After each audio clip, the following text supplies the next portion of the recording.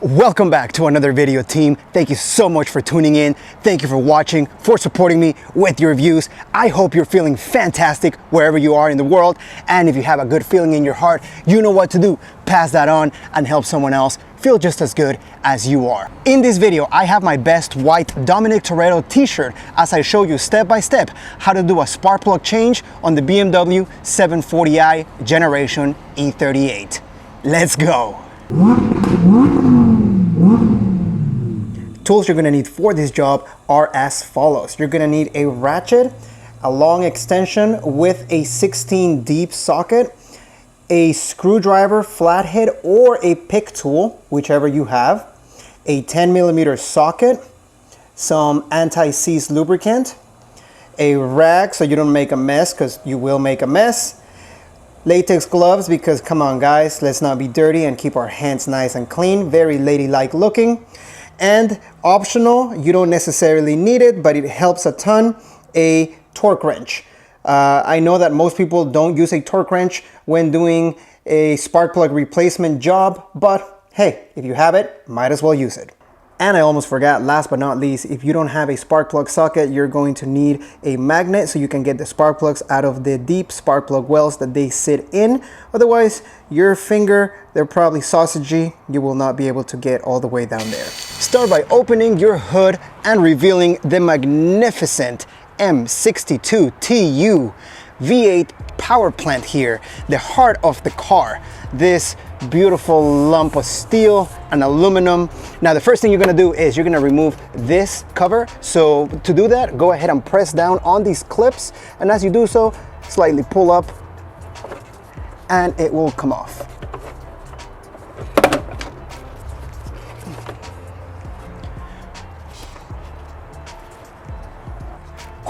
With your handy dandy pick tool, go ahead and remove these two plastic covers that you see here. There is a notch right underneath them, so either get your pick tool or a screwdriver, your flathead, and pop them right out, being really careful not to drop them.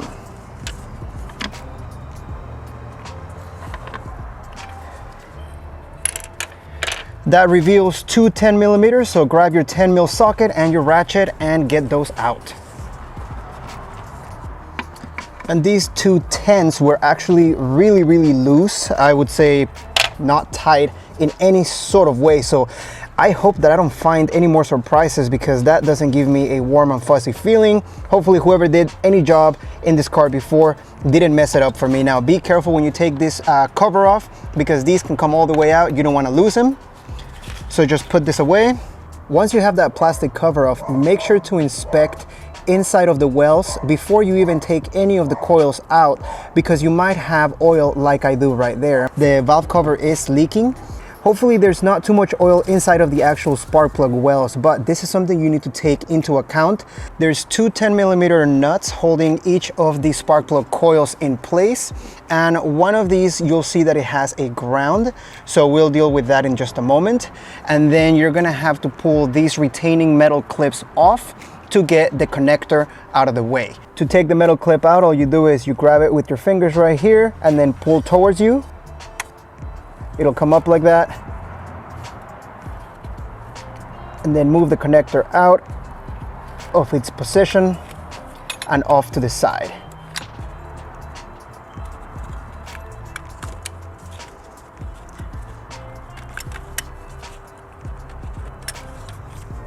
Man, why is nothing tight in here? Oh my God, these are so loose. Wow. Oh, I'm not feeling great about any of this. I mean, yes, you shouldn't over tighten these, and these are just tightened by hand, you know, wrist tight as we call it, but man. One thing I was going to say, when you get to the ground here, be very careful. I mean, these are old cars and I don't know what condition your ground wire is going to be in. So just be aware of that. Be gingerly with the wire.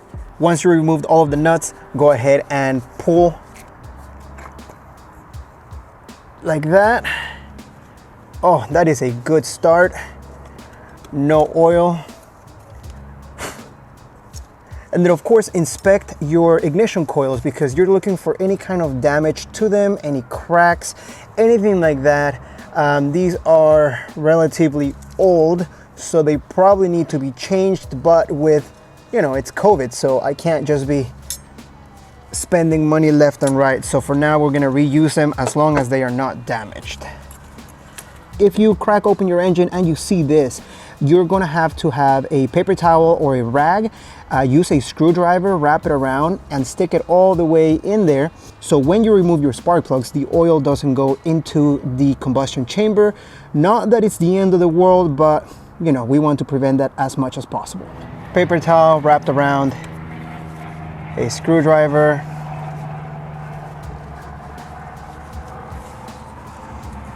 And then try to get it in there to soak up as much of that oil as possible. Next, you're gonna grab your 16 deep socket, an extension, and your ratchet. And then you pray that the last time these were done, somebody had the common sense to put anti-seize on them. Ow, otherwise that happens. Oh, that felt great. Yeah, I'm gonna feel that tomorrow. Take the magnet, slide it into the spark plug well DMs. So fortunately, these spark plugs have oil right here, but there is a proper seal, so there is no residue of any kind of oil on the actual electrode, which is amazing.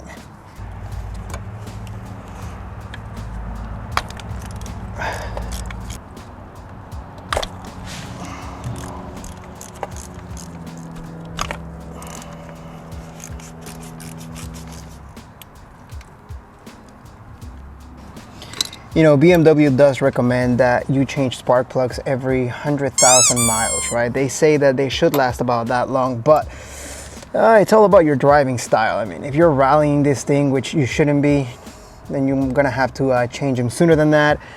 I'm gonna be installing these NGK Laser Platinum 4-prong spark plugs. The number is gonna be BKR6EQUP. And I've actually heard people say that they'll never install NGKs into their cars. I've heard nothing but good things about NGK from the BMW community. And honestly, I actually trust these spark plugs, trust the brand, since I used to have these in my E30 back in the day as well, and I never had a single problem with them. Again, all up to you. Just make sure that you go with a reputable brand, and if you end up buying these on eBay or Amazon, just make sure that you're not getting a Chinese knockoff. Make sure that they have all the markings that they should and that they look the part.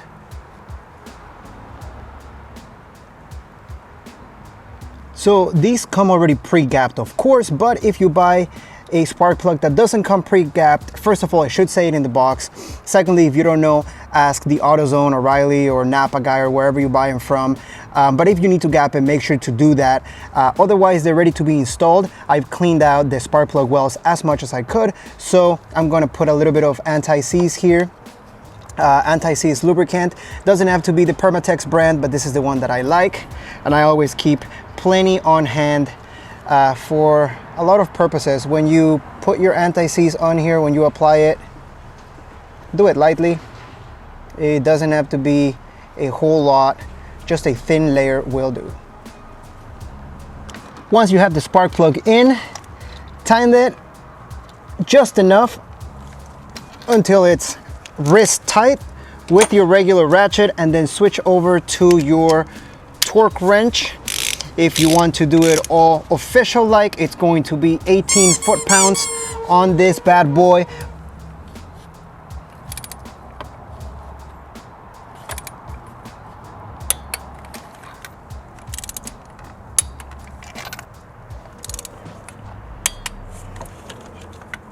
Time to put the coil packs back on. They are spring loaded, so they're gonna have a little bit of that bounce until you get in tight. When you get to this third one right here, make sure to press it down, and then don't forget the ground wires for that. No torque spec that I know on these 10 millimeters. They just go on there.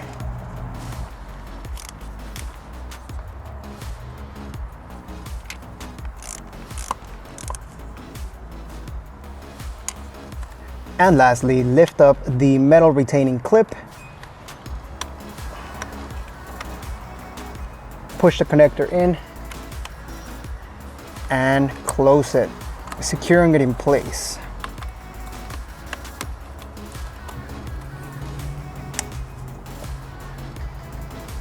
All right, now, once you're done with that, just double check your work, make sure everything is in there tight as it should be, and then time to put the beautiful BMW design. You know, it took BMW engineers probably months and months to design this part just for it to break 20 years later and look like crap. Tighten these two 10 millimeters. Again, there is no torque spec for these. They are just a vanity so that your engine looks nice and spiffy. And after you're done with that, then go ahead and clip on the covers, and voila, you are done. You probably just saved about $200–300 at the dealership, which you shouldn't be taking a car this old to the dealership. They're going to want to replace every single thing under the sun. But once you're done with this side, that's it. Go ahead and move on to the other side, and exactly the same procedure applies to every single thing. Thank you so much for watching. Thank you for staying till the very end of the video. I appreciate your views, your comments, your support. If you liked the video, if you found it helpful, please give it a share, give it a like, consider subscribing, and until next time, I will see you on the next video. Peace.